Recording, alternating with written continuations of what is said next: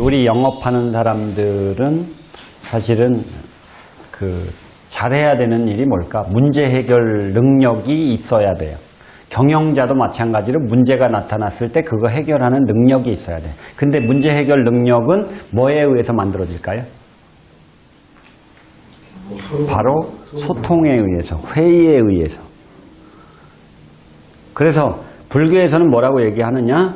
회의 잘하는 기업은 영원히 망하지 않는데요. 자, 후지필름이 망하지 않았던 이유가 결국은 회의를 잘해서 대책을 찾아냈기 때문에 망하지 않았던 거예요. 제가 그런 얘기를 많이 쓰거든요. 훌륭한 장군은 질 것이 예상되는 싸움은 하지 않는다.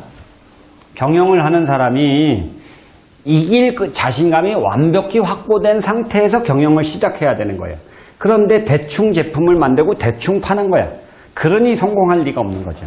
고객이 원하는 것이 무엇인지 정확하게 찾고 경쟁사들하고 비교해봐서 경쟁사하고 완벽한 차별성을 만들어내고 그걸 고객한테 잘 소통해서 팔고 그리고 그것이 입소문이 나게 하는 단계까지만 갈 수 있다면 기업은 성공할 수밖에 없는 거거든요. 거기다가 이익이 났을 때 직원들한테 분배하는 거 이거를 잘하면 직원들은 동기부여가 될 거고 복지를 잘해서 직원들이 일할 맛이 나게 하고 신나게 하고 이거 다 어디서 나오는 거예요? 회의 잘하고 아이디어를 찾으면 직원들이 다 얘기하게 돼 있어. 자, 투명해지는 거. 자, 내가 조금 돈을 벌었어요. 10억을 벌었는데 투명해지면 이거 내가 10억 중에 3억을 직원들한테 줘야 되니까 얘기하기 쉽지 않겠지? 그런데 그걸 얘기해서 직원들이 몰입하고 회사를 10배로 키우고 10배로 키웠을 때 자, 매출액이 1000억이 되고 예를 들어서 200억이 남는다라고 하면 200억 중에 30억을 30%를 줘서 사실은 60억을 준다라고 하더라도 140억이 남는 거거든. 그렇게 키울 생각을 하는 것이 더 바람직한 생각 아니에요? 그럼 회의 잘하는 방법 중에 가장 좋은 방법이 뭘까? 회의는 어떤 의미가 있어요? 회의 잘하면 뭐가 좋아진다? 문제 해결 능력이 커진다. 말돼요? 오케이. 그래서 회의 잘하는 능력은 모든 기업이 필요해요. 그런데 기업에 가보면 회의하는데 말하는 사람들은 핵심 간부들 몇 명만 말하고 직원들은 꿀먹은 벙어리 참여도가 없어요. 준비도 안 하고 회의를 하고 이러는 경우들이 너무 많죠. 그러면 회의에서 가장 본질적인 건 뭘까요? 다 참여하는. 모두가 참여하게 하는 거. 자, 말을 길게 하는데 무슨 말인지 못 알아듣게 하는 경우는 있을까 없을까? 있지요. 너무 많아요. 무슨 얘기인지를 모르겠어. 그러면 회의를 진행하는 사회자는 어떻게 해야 될까요? 무슨 뜻인지 잘 모르겠습니다. 자, 좀 더 짧게 얘기해 주실 수 있을까요? 이렇게 얘기해서 사람들이 알아듣기 쉽게 본질이 뭔지 정확한 게 뭔지 이렇게 얘기하게끔 유도를 해줘야 돼요. 그리고 사람들이 그런 훈련을 해야 돼. 말을 짧게 하는 훈련 필요해요? 그렇죠. 알아듣기 쉽게 하는 훈련. 자, 그럼 키는 어디에 있느냐? 자, 문제가 뭐냐? 나열해보자. 쫙 다 적어라. 다 발표해. 그리고 이걸 쫙 10개, 20개를 적는 거예요. 이걸 나열이라고 하죠. 그럼 회의를 할 때 제일 먼저 나열만 하게 하는 거예요. 그럼 20개가 나와요. 자, 그 다음에 뭐 할까요? 자, 이때는 나열을 하는 동안에는 자, 질책을 하거나 평가를 하거나 이런 걸 하지 않습니다. 정말 얼토당토 않는 얘기라고 할지라도 적는 거예요. 자, 그 다음에 뭐 할까요? 나열을 했으면 이제 이 같은 종류의 얘기들이 있을까요? 없을까요? 있죠. 있어요. 중복되는 얘기들이 있어요. 그러니까 어떻게 해요? 이제 축소하는 작업을 하는 거예요. 그걸 다른 말로 뭐라고 하느냐? 그룹핑이라고 해요. 그러면 이제 뭐 복지에 관련된 문제 아니면 뭐 고객에 관련된 문제, 제품에 관련된 문제, 원가에 관련된 문제 이렇게 나누어서 사실은 문제를 분류하는 작업을 하는 거죠. 그걸 뭐라고 한다고? 그룹핑이라고 한다고. 그러면 자기네들이 알아서 이제 사회자의 어떤 지위에 의해서 그룹핑이 자연스럽게 돼요. 자, 그 다음에는 뭐 할까요? 그룹핑이 됐어. 그러면 1번 문제가 있고 2번 문제가 있고 3번 문제가 있고 4번 문제 한 20개의 문제가 한 6개, 뭐 5개 이렇게 문제로 축소가 돼버리는 거예요. 그거를 나열 축소라고 하거든. 자, 그게 됐어. 그 다음에 뭐 해야 될까? 토론이 아니라 이제 거기서는 이제 선정하는 작업을 하는 거예요. 자, 무엇이 가장 중요하냐? 1번이 뭐냐? 두 번째로 중요한 문제는 뭐냐? 이게 중요하냐? 이게 중요하냐? 이게 중요하냐? 그걸 뭐라고 그래요? 선정. 우선순위를 선정하는 작업을 하는 거예요. 문제의 중요도에 따라서. 그런데 6개로 그룹핑이 됐잖아요. 우선순위를 정해보면 1번 문제가 문제의 70%를 차지한다. 이런 경우가 많아요. 2번 문제가 한 20% 정도의 문제를 차지하고 3번 문제가 한 8%, 9% 차지를 하고 뭐 나머지 1%는 자, 1, 2, 3번이 해결되면 자동적으로 해결된다. 이런 문제인 경우들이 많아요.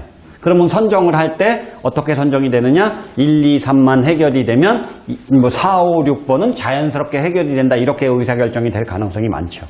그래서 선정하는 작업까지 끝나면 이제 우리가 이해가 다 빨리 됐고요. 이제 심플해졌어요. 자, 그러면 문제가 1, 2, 3이 정해졌잖아요. 그 다음에 뭐 해야 될까요?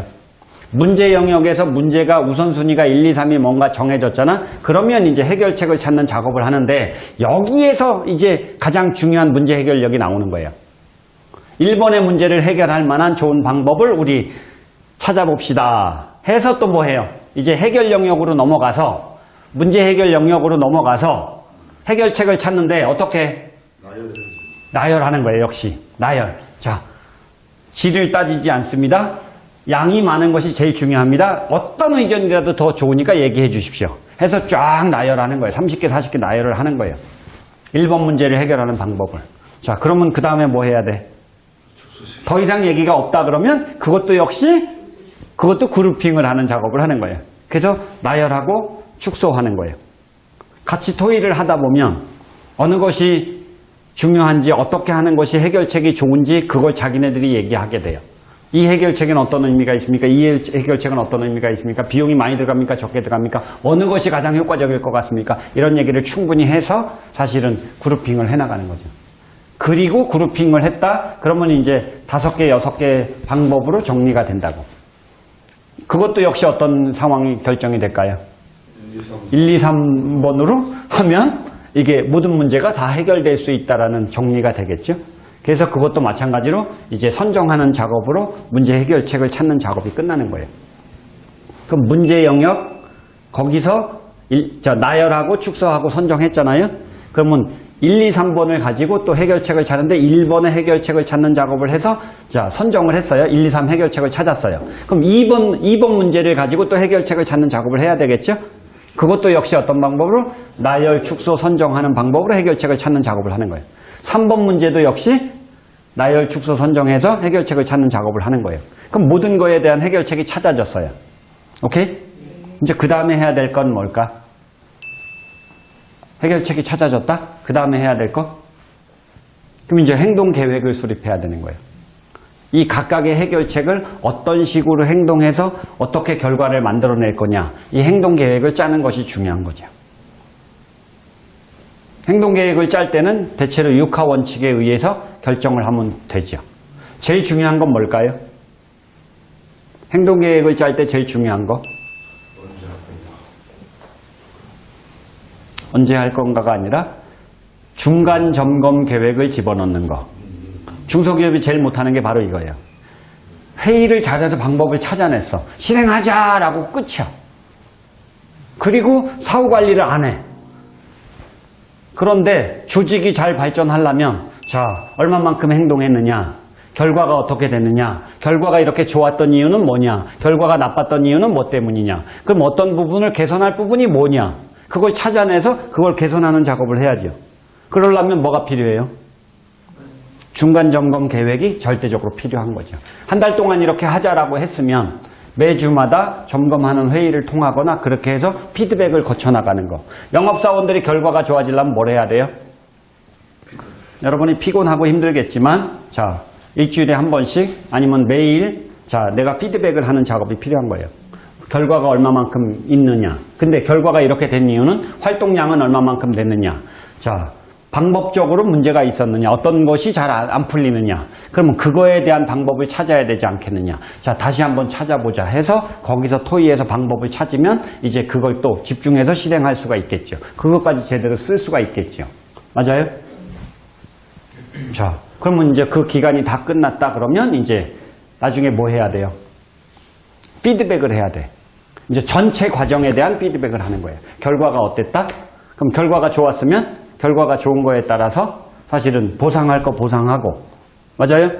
인정할 거 인정해주고, 훌륭했다? 특히 여기서 제일 잘해야 될 거, 이제 잘한 사람의 공로를 인정하고 그들을 축하해주고 그들한테 시상을 하고 또 다른 동기부여가 되게 하는 작업 같은 것들이 제대로 이루어진다면 기업은 성장 발전할 수 있겠죠. 중소기업이 제일 못하는 것 중에 하나가 바로 이렇게 피드백 시스템을 갖추지 못한 것. 이걸 정밀하게 안 하는 것. 그러니까 결과 관리가 정밀하게 안 되는 거예요. 목표가 없는 기업도 많아요. 이거 정밀하게 해야죠. 그죠? 각각의 파트에서 이걸 정밀하게 관리를 한다라고 하면 기업은 발전할 가능성이 있는 거고. 자, 제일 중요한 게 뭔 것 같아요? 회의를 잘하는데 제일 중요한 거. 이러면 쌈도 잘 안 나요. 나열, 축소, 선정하는 방법. 자, 문제 영역, 해결 영역, 행동 계획. 그 다음에 피드백. 그리고 거기서 또 문제가 나타나는 상황이 되잖아요. 그럼 그 문제 해결하는 거를 또 이것의 문제는 뭐냐라고 해서 또 나열, 축소, 선정하면서 작업을 해나간다고 그러면 기업은 계속해서 좋아지겠죠.